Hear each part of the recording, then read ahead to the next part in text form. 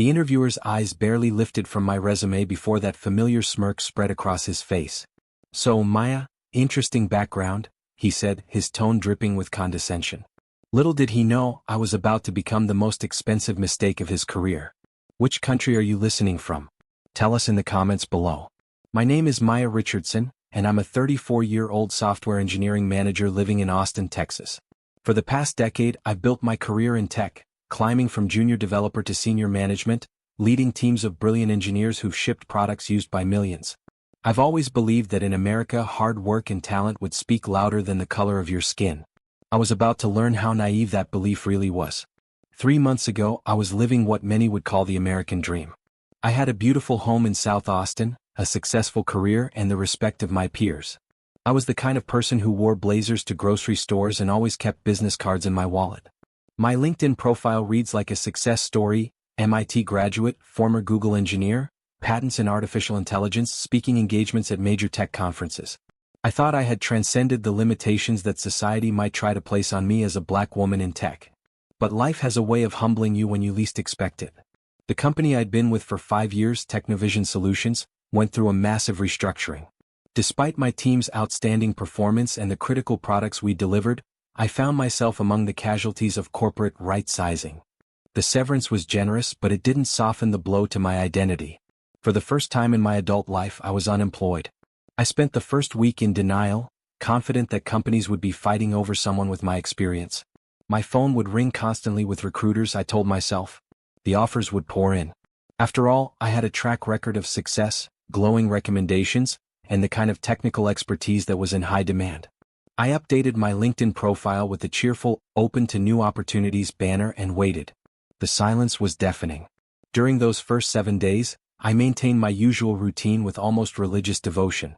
I woke up at 6 a.m., went for my morning run through Zilker Park, grabbed my usual oat milk latte from the coffee shop on South Lamar, and settled into my home office to begin what I optimistically called my job search strategy. I had spreadsheets tracking applications, color-coded calendars blocking out time for networking, and a carefully crafted daily schedule that included LinkedIn outreach, portfolio updates, and skill development. My home office was my sanctuary, a converted bedroom with floor-to-ceiling bookshelves filled with technical manuals, leadership books, and the small collection of awards I'd accumulated over the years. The walls were decorated with framed certificates from conferences where I'd been a keynote speaker, photos from team retreats with engineers I'd mentored, and a large whiteboard where I'd mapped out product roadmaps that had generated millions in revenue. This room represented everything I'd built, everything I'd achieved, everything I thought made me indispensable. I treated job searching like a project I was managing. I researched companies meticulously, customized cover letters for each position, and prepared for interviews with the same intensity I'd brought to product launches. I reached out to former colleagues, scheduled informational interviews, and even attended virtual networking events where I'd give my elevator pitch to anyone who would listen. But something felt off from the very beginning. The responses to my carefully crafted applications were either non-existent or disappointingly brief. When I did get replies, they were often from letters thanking me for my interest but informing me that they were pursuing other candidates whose experience more closely aligns with our current needs. The phrase puzzled me. What current needs could my experience not align with? I had experience in every major programming language, had managed teams of various sizes, had worked in both startups and large corporations, and had a proven track record of delivering results. My former colleagues from Technovision were having mixed experiences. James, a white software architect who'd been laid off the same day as me, had already received 3 job offers by the end of week 2.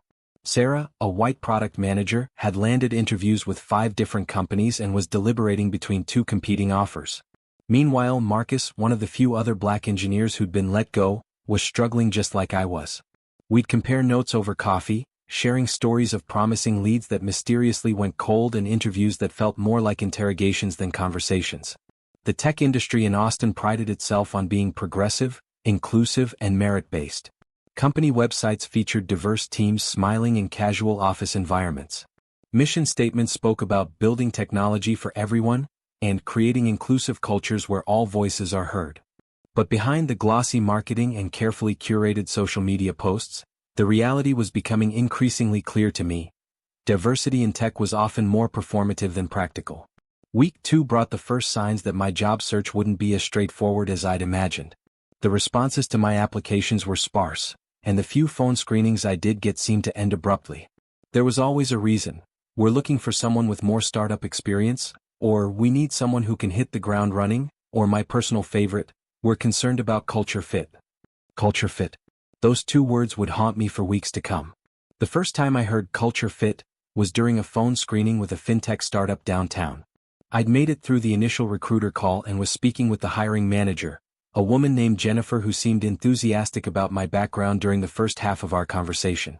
I'd explained my experience scaling engineering teams, my success implementing agile methodologies, and my track record of shipping products on time and under budget.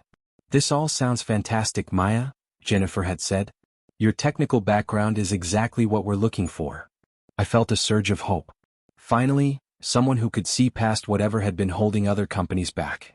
"I do have one concern though," she continued, and I could hear the shift in her tone. "Our team is very close-knit. We work long hours together, we grab drinks after work, we're like a family. I'm just not sure about culture fit. Could you tell me more about your culture?" I asked, genuinely curious about what specific aspects might be concerning her. "Well, we're very collaborative. We joke around a lot. We're pretty informal. I'm just worried that someone with your background might not mesh well with our existing team dynamic." My background.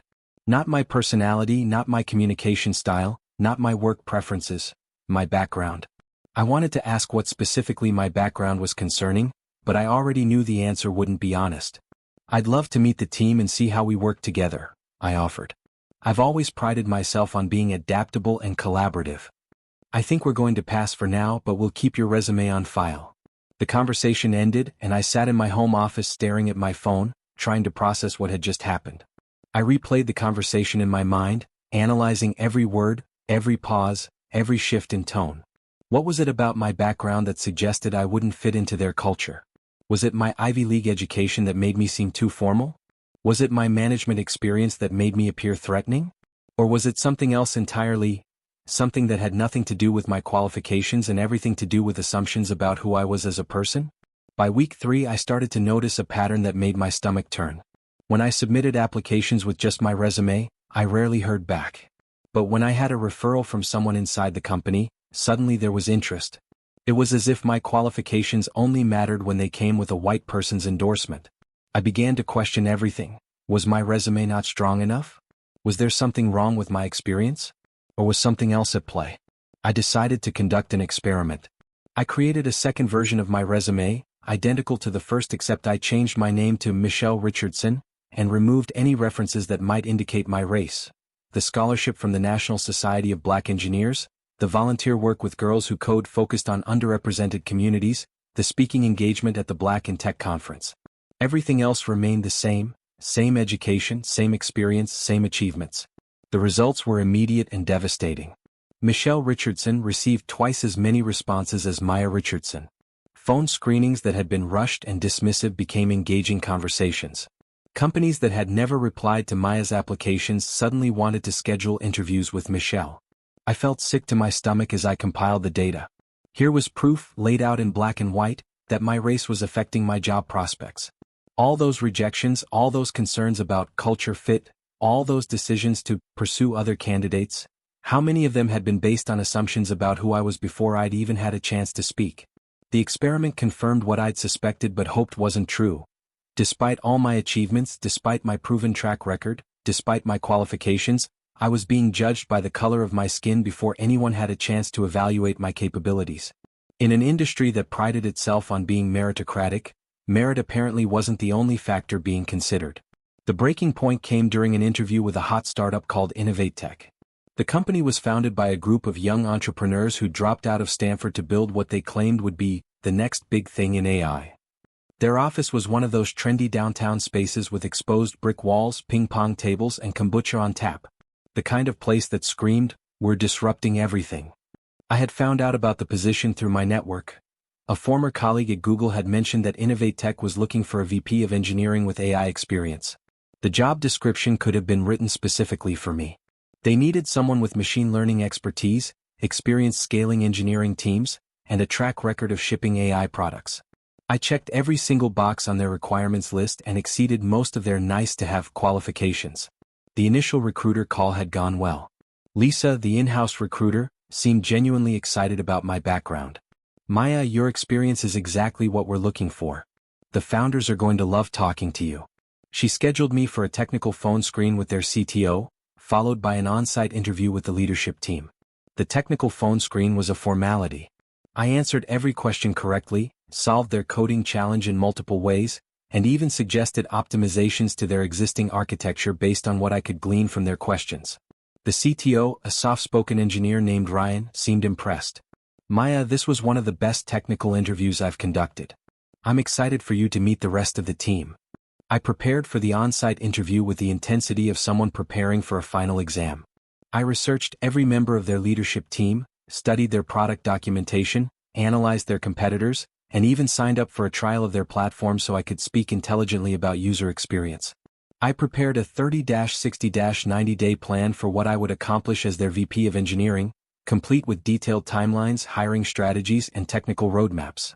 I arrived 15 minutes early as I always did, wearing my lucky navy blazer and carrying a leather portfolio that contained extra copies of my resume, a list of thoughtful questions about their technology stack, and a presentation I'd prepared outlining my vision for scaling their engineering team. I'd spent hours researching their product, their competitors, and their recent funding round. I was ready. The lobby of their building was modern and minimalist, with polished concrete floors and floor-to-ceiling windows that looked out onto downtown Austin. Innovate Tech occupied the entire third floor, and their company logo was emblazoned in sleek metal letters across the reception desk. Everything about the space conveyed success, innovation, and forward-thinking culture. The receptionist, a young woman with purple hair and multiple piercings, looked up from her MacBook as I approached. She was wearing a company t-shirt with the slogan, "Disrupting Tomorrow, Today," and had the kind of casual confidence that came from working at a hot startup. "Hi, I'm Maya Richardson. I have a 2 p.m. interview with David Chin." She glanced at her screen, then back at me, her expression shifting almost imperceptibly. There was a moment of confusion, as if she was trying to reconcile the person standing in front of her with whatever she had expected. "Oh, you're Maya. I was expecting." She paused, clearly reconsidering her words. "David will be right with you. You can have a seat over there." I settled into one of the modern chairs in their waiting area, trying to ignore the whispered conversation between the receptionist and another employee who had appeared from around the corner. I caught fragments. "Did you know she was?" And "David's going to be surprised." But I forced myself to focus on my breathing and final preparations. The waiting area was decorated with framed articles about the company, features in TechCrunch, mentions in Forbes, interviews with the founders and various podcasts. Photos showed the all-male founding team at industry events, holding awards and speaking at conferences. I noticed that all the photos of their engineering team were similarly homogeneous, young, male, mostly white and Asian. There wasn't a single woman or black person visible in any of their marketing materials.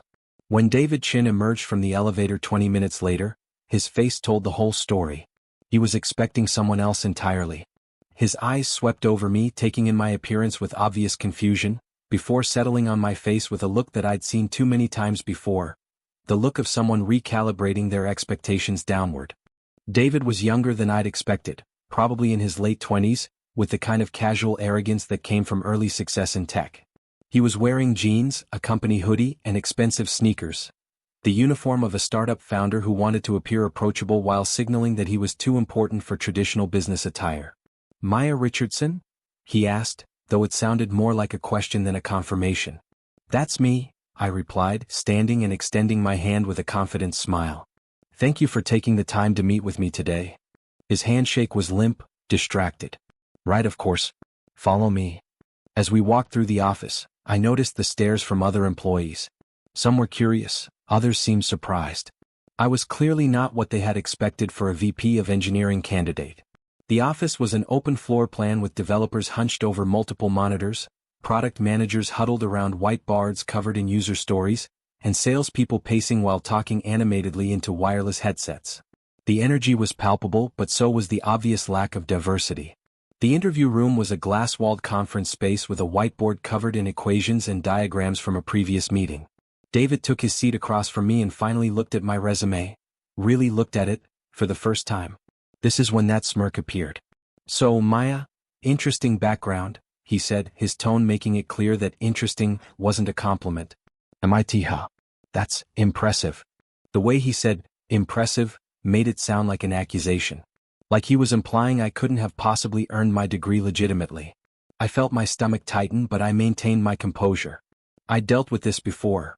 The subtle suggestion that my achievements were somehow unearned, that I must have benefited from lowered standards or special programs rather than genuine merit. So, Maya, interesting background, he said, his tone making it clear that interesting wasn't a compliment. MIT, huh? That's impressive. The way he said, impressive, made it sound like an accusation. Like he was implying I couldn't have possibly earned my degree legitimately. I felt my stomach tighten, but I maintained my composure. Thank you. I had some incredible professors there who really shaped my thinking about artificial intelligence and machine learning. He barely glanced at the rest of my resume. And you were at Google for how long? 2 years. I worked on the search algorithm team, specifically focusing on natural language processing improvements. Right. He leaned back in his chair, arms crossed. And then Technovision Solutions. That's quite a jump from Google to a smaller company. The implication was clear. Why would someone good enough for Google settle for a smaller firm?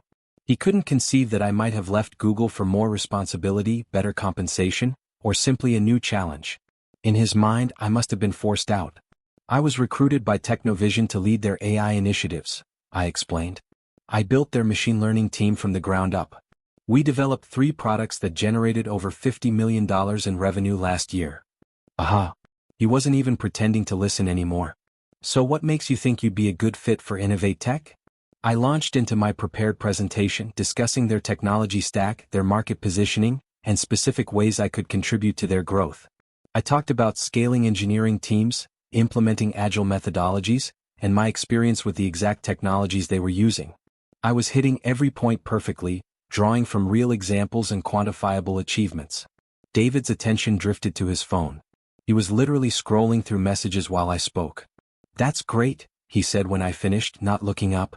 Really great. We're interviewing several candidates, so we'll be in touch. The interview that was scheduled for an hour ended after 25 minutes. There were no technical questions, no deep dive into my experience, no discussion of their current challenges. Just a polite dismissal from someone who had already made up his mind the moment he saw me. As I walked back to my car, I felt a familiar mixture of rage and disappointment. I'd been through this before, but never quite so blatantly. The pretense of consideration had been completely abandoned. I was a checkbox on their diversity interview list, nothing more. The rejection email came 2 days later. It was the standard template response thanking me for my interest and informing me that they had decided to move forward with other candidates. But what stung was the follow-up I received through a friend who worked in the same building. Innovate Tech had hired someone for the position. A white male with 2 years of experience straight out of college. No management experience, no AI expertise, no track record of building teams or shipping products. This pattern repeated itself over the next month. Interview after interview where I was treated like an affirmative action hire rather than a qualified candidate. Questions about whether I'd actually written the code in my portfolio. I was surprised when I answered technical questions correctly. Subtle comments about communication skills and leadership presence that felt like coded language for, "You're not what we expected." At TechFlow Dynamics, the interviewer asked me to explain basic programming concepts that any junior developer would know, despite my years of experience leading technical teams. When I answered correctly and provided additional context that demonstrated deep expertise, he seemed genuinely surprised. "Wow, you really know your stuff," he said, as if this was unexpected rather than the bare minimum for someone with my background. At CloudScale Solutions, the hiring manager spent the first 10 minutes of our interview asking about my communication style and whether I'd be comfortable taking direction from younger team members. When I asked for clarification about what had prompted these questions, he backtracked quickly, claiming they were standard questions for all candidates. But I'd never been asked about taking direction based on age in any previous interview, despite having worked successfully with colleagues of all ages throughout my career. The most insulting interview came at DataPrime Analytics, where the VP of Engineering asked me to complete a coding challenge that was clearly designed for entry-level candidates. When I politely mentioned that the challenge seemed below the level typically expected for a senior engineering role, he responded that they like to start everyone at the same baseline regardless of experience. No other senior candidate I knew had been asked to complete such a basic assessment. Each rejection felt like death by 1,000 cuts. The feedback, when I received any at all, was frustratingly vague. Not quite the right fit. Looking for someone with different experience. Concerned about leadership style. Never anything concrete I could address or improve upon, just nebulous concerns that felt designed to justify decisions that had already been made. The worst part wasn't the rejection, it was the gaslighting. When I'd express frustration to well-meaning friends, they'd offer explanations that put the blame back on me. Maybe you're coming across as too aggressive. Perhaps you need to soften your approach. Have you considered that they might be looking for someone with different experience? My friend Jessica, a white woman who'd successfully transitioned from engineering to management, was particularly frustrating to talk to. Maya, I think you might be reading too much into these situations, she'd say over coffee. The tech industry is competitive for everyone right now. Maybe you need to lower your salary expectations or consider more junior roles to get back into the market. Lower my salary expectations. Consider more junior roles. As if my qualifications had somehow diminished during my 3 months of unemployment. As if the solution to discrimination was to accept less than I was worth rather than addressing the system that was undervaluing me. Even my mentor from MIT, Dr. Patricia Williams, suggested that I might need to adjust my approach. Dr. Williams was a successful black woman in academia who had always been a source of inspiration and guidance. But when I shared my job search struggles during one of our quarterly check-in calls, her advice stung. Maya, sometimes we have to be strategic about how we present ourselves, she said. The tech industry is still catching up on diversity. Maybe you need to emphasize your technical skills more and downplay the management experience until you're established somewhere. Downplay my management experience. Hide the very achievements that made me uniquely qualified for senior roles. Pretend to be less than I was in order to make others more comfortable with hiring me. Different experiences. Different approach. Different presence. Different everything except the qualifications that were clearly listed on my resume. I began to doubt myself in ways I hadn't since college. Was I really as good as I thought? Had I been promoted beyond my abilities? Were the achievements I was so proud of actually the result of diversity initiatives rather than merit? These thoughts crept in during sleepless nights, poisoning my confidence from the inside. I found myself second-guessing every professional decision I'd ever made. When I'd been promoted to senior engineer at Google, had it been because of my technical contributions or because they needed to hit diversity numbers? When I'd been recruited to lead the AI team at Technovision, had they chosen me for my expertise or because I checked boxes on their inclusion metrics? The doubt was insidious, undermining not just my confidence in my future prospects but my entire understanding of my past success. My savings account dwindled as the weeks turned into months. I took freelance consulting gigs to pay the bills, but they were beneath my skill level and paid a fraction of what I was worth. I watched LinkedIn posts from former colleagues who'd been laid off at the same time, celebrating their new positions at prestigious companies. The men seemed to land on their feet within weeks. The women took longer, but even they were finding opportunities. I was the only one still searching. The isolation was crushing. I'd built my identity around being successful, around being the person who had overcome odds and proven doubters wrong. Now I was just another unemployment statistic, another black woman struggling to find her place in corporate America.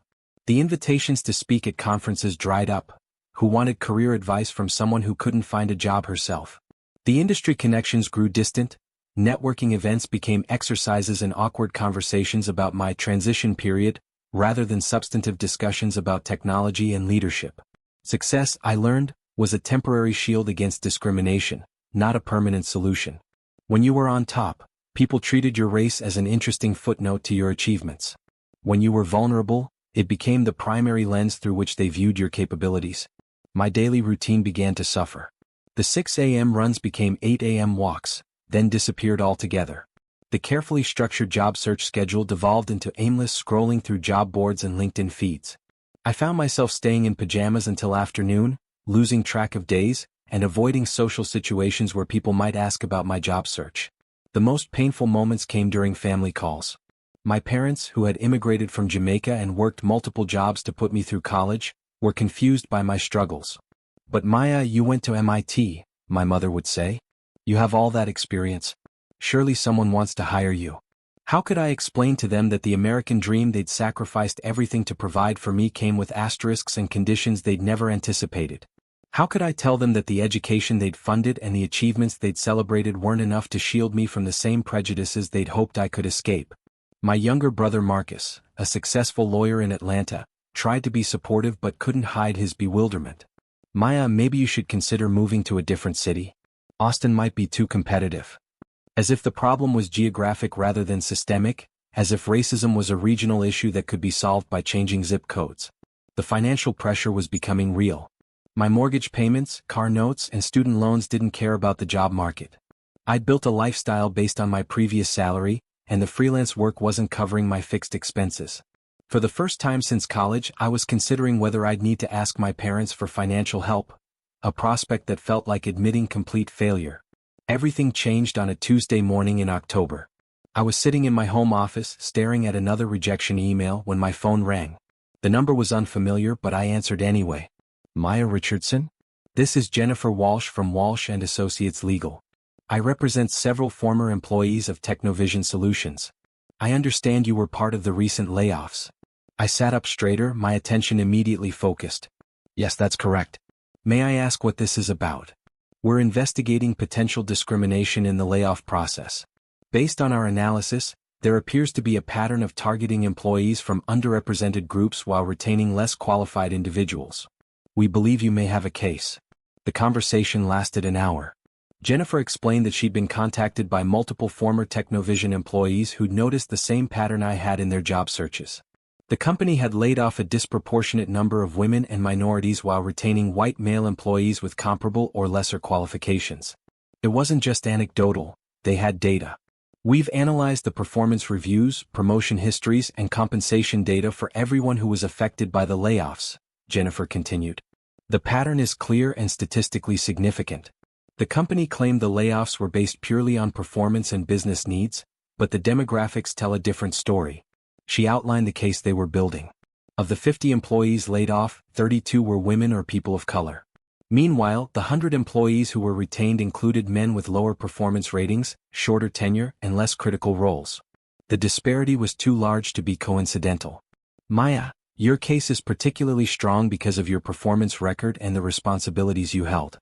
You were managing critical products that generated significant revenue, you had consistently excellent reviews, and your team's retention rate was the highest in the company. Yet they let you go while keeping managers with objectively worse track records. I felt a mixture of vindication and anger. Finally, someone was seeing what I'd suspected but couldn't prove. The layoffs hadn't been the neutral business decision they'd claimed. They'd been an opportunity to reshape the workforce in a way that disproportionately affected employees like me. I have to ask, I said toward the end of our conversation, why are you taking this case? These things are notoriously difficult to prove. Jennifer's voice hardened. Because I'm tired of watching qualified people get pushed out of their careers while mediocre men fail upward. And because I think we can win this one. The documentation is unusually comprehensive, and we have several former employees in management positions who are willing to testify about the decision-making process. She was right about the documentation. Technovision had made the mistake of putting their biases in writing. Email threads discussing which employees were cultural fits for the new direction of the company. Performance review calibrations where managers had been instructed to be more critical of certain employees. Budget meetings where executives had discussed the optics of their leadership team composition. Most damning of all was a series of emails between the CEO and the head of HR discussing the need to reset the team culture and bring in leadership that reflects our core values. When pressed about what those core values were, they'd struggled to articulate anything beyond vague references to innovation and aggressive growth mindset, coded language that excluded anyone who didn't fit their narrow definition of leadership. But Jennifer had found something else that would prove crucial to our case, a pattern of discriminatory decision-making that extended far beyond the recent layoffs. For years, Technovision had been systematically undervaluing employees from underrepresented groups. Women and minorities received smaller raises, were passed over for promotions, and were excluded from high-visibility projects despite equal or superior qualifications. The company had conducted internal salary audits that revealed significant pay gaps, but instead of addressing them, they'd buried the reports and continued the discriminatory practices. They'd hired consulting firms to improve diversity and inclusion, but ignored most of their recommendations. They'd established employee resource groups for underrepresented employees, but provided no budget or executive support. The pattern goes back at least 5 years, Jennifer explained during our second conversation. Your experience wasn't an isolated incident, It was part of a systematic approach to limiting advancement opportunities for employees who didn't fit their preferred profile. While the legal wheels began to turn, I made a decision that would change everything. I was going to take control of my own narrative. I'd been thinking about the Innovate Tech interview for weeks, particularly David Chen's dismissive attitude. Through my network, I'd learned more about the company's trajectory since they'd rejected me. They were struggling. The AI product they were so confident about had failed to gain traction in the market. Early customers had complained about accuracy issues, performance problems, and a user interface that was confusing and counterintuitive. The technical problems were exactly the kind I'd solved before at Technovision. Their machine learning models were overfitting to their training data, producing impressive demo results but failing in real-world scenarios. Their architecture couldn't scale to handle the data volumes their enterprise customers required. Their development process lacked the quality assurance and testing protocols necessary for mission-critical applications. Meanwhile, they'd missed 2 major product deadlines, causing several key customers to explore alternatives. Their recent funding round had fallen through when investors raised concerns about their technical leadership and product roadmap. The founder, who'd been serving as interim VP of engineering, had been overwhelmed by the technical challenges and was desperately looking for experienced leadership to salvage the situation. A friend who worked at a venture capital firm mentioned that Innovate Tech was now actively seeking a VP of engineering with AI experience. Someone who could come in and turn around their technical operations. Someone exactly like me. The irony wasn't lost on me that they were now desperately seeking the exact qualifications they dismissed months earlier. But this time I had a plan. Instead of approaching them as a job seeker, I decided to rebuild my reputation as an independent expert. I'd spent years building technical expertise and leadership skills.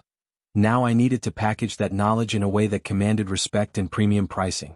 I started by updating my LinkedIn profile with a new strategy. Instead of leading with my employment status, I highlighted my consulting work and positioned myself as a strategic advisor helping companies navigate AI implementation challenges. I removed any references to being open to new opportunities, and instead described myself as a technical executive and AI strategy consultant, who worked with select clients on high-impact transformation initiatives. The positioning was crucial. Rather than appearing desperate for employment, I needed to appear selective and in demand. Rather than seeking validation from potential employers, I needed to establish myself as someone whose time and expertise were valuable commodities. I published a series of articles on LinkedIn about common mistakes in AI product development, articles that described in detail the exact problems companies like Innovate Tech were facing. I wrote about the importance of diverse technical teams, the challenges of scaling machine learning systems, and the critical role of experienced leadership in AI implementations. Each article was based on real problems I'd solved and real results I'd achieved, but I was careful to avoid mentioning specific companies or revealing confidential information. Instead, I focused on broader patterns and industry trends, positioning myself as someone who understood both the technical and business aspects of AI development. The response was immediate and encouraging. Industry colleagues began sharing my articles, commenting with their own experiences, and reaching out to discuss potential collaboration opportunities. Recruiters who'd previously ignored my applications started sending connection requests and proposing new opportunities. Most importantly, I started getting results for my consulting clients. I helped a healthcare startup optimize their machine learning models, reducing error rates by 40% and improving processing speed by 60%. I advised a financial services company on their AI strategy, helping them avoid costly technical mistakes and accelerate their time to market. I led a technical assessment for a retail company that was struggling with their recommendation engine, identifying architectural issues that were costing them millions in lost revenue. Word spread about the AI consultant who was getting impressive results for companies that were struggling with their technical roadmap. My reputation grew organically, separate from my employment status. Former colleagues who'd heard about my consulting work began referring to opportunities. Industry contacts who'd previously offered sympathy about my job search were now seeking my professional advice. The transformation was psychological as much as professional. Instead of feeling like a supplicant asking for opportunities, I felt like an expert offering valuable solutions. Instead of trying to convince others of my worth, I was demonstrating it through measurable results. Instead of accepting whatever salary was offered, I was commanding premium rates based on the value I delivered. 3 months into my new consulting approach, the call came on a Friday evening. It was David Chen. Maya, hi. This is David Chen from Innovate Tech. We met a few months ago. David, of course. How are you? I'm well, thank you. Listen, I've been following your recent work and I'm impressed. We're looking for someone with your expertise to help us with some technical challenges. Would you be interested in discussing a consulting arrangement? I smiled. I'd be happy to learn more about what you're looking for. Great. Could you come on Monday for a meeting? I think we could really benefit from your perspective. I'll check my calendar and get back to you. I didn't check my calendar. I knew I was free. But I also knew that desperation was a powerful negotiating tool, and I wanted David to think I was in demand. Monday morning arrived with the kind of crisp October air that makes you feel like anything is possible. I chose my outfit carefully, the same navy blazer I'd worn to the first interview, but paired with a different shirt and my most expensive shoes. I wanted to look successful, confident, and slightly unattainable. The Innovate Tech office looked different this time. The ping-pong table had been moved to make room for more desks. The kombucha had been replaced with regular coffee. The exposed brick walls were covered with whiteboards full of urgent timelines and problem-solving sessions. This was a company in crisis mode. David met me in the lobby, and his demeanor was completely different from our first encounter. He was nervous, deferential, almost eager to please. Maya, thank you so much for coming in. I really appreciate you taking the time. Of course, David. I'm curious to learn more about your current challenges. He led me to the same conference room where he'd dismissed me months earlier. But this time he pulled out a chair for me, offered me coffee, and had clearly spent time preparing for our meeting. The whiteboard was covered with technical diagrams and problem statements. So, here's where we are, he began, launching into a detailed explanation of their technical roadmap failures. Every problem he described was something I'd predicted in my LinkedIn articles. Every challenge was something I'd solved before. Every mistake was something I'd warned against in my conference presentations. This is a complex situation, I said when he finished. These kinds of technical debt issues and architectural problems don't have quick fixes. I know. But your articles about AI implementation strategies were exactly what we needed to hear. And your background at Google and Technovision makes you uniquely qualified to help us. It was remarkable how my qualifications had suddenly become impressive rather than questionable. My MIT education was now an asset rather than a curiosity. My experience was now exactly what they needed rather than an interesting anomaly. I'm currently working with several companies on similar challenges, I said. My consulting rate reflects the specialized nature of this work and the urgency typically involved. I named a figure that was double what they would have paid me as a full-time employee. David didn't even blink. That's fine. We need someone who can start immediately. I can start next week.